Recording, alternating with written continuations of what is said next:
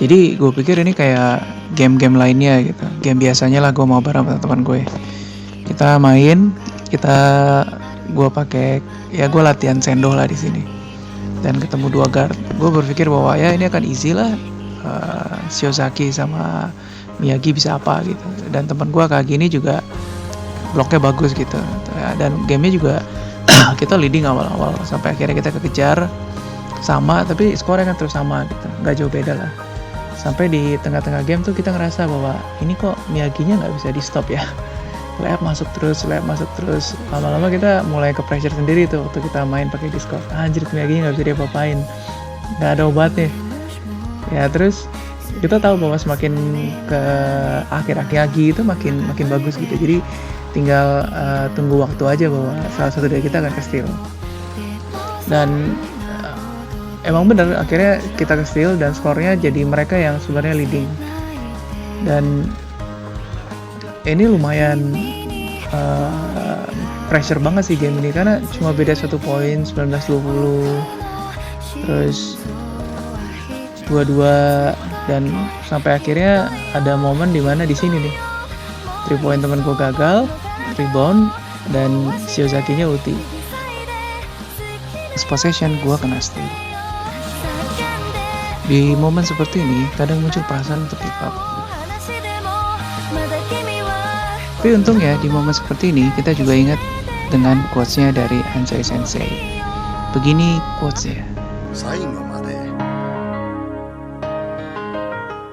希望を捨てちゃいかん。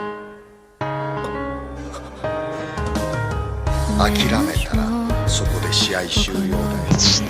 Dan seketika itu juga air muka kita berubah. Air muka yang penuh pressure menjadi air muka yang ingin terus fight.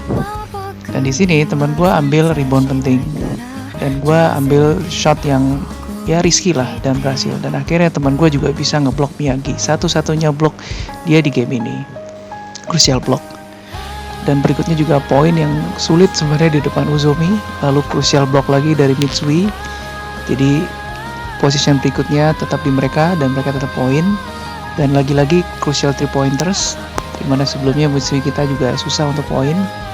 Dan kita ada pada 10 detik terakhir, dimana Miyagi ya melakukan stall, dan ini suatu hal yang wajar. Dan sampai akhirnya yes, mereka berhasil poin. Kita nyerah, apa kita bilang oke lah, kita udah usaha. No, kita merasa bahwa 2 detik masih bisa.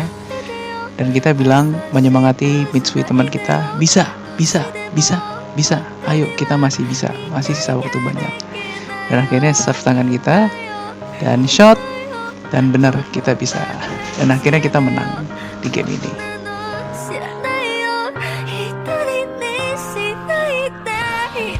Jadi misalnya kebayang misalnya di game tadi kita nyerah, maka story to tell-nya tuh nggak ada, gamenya tuh selesai begitu aja.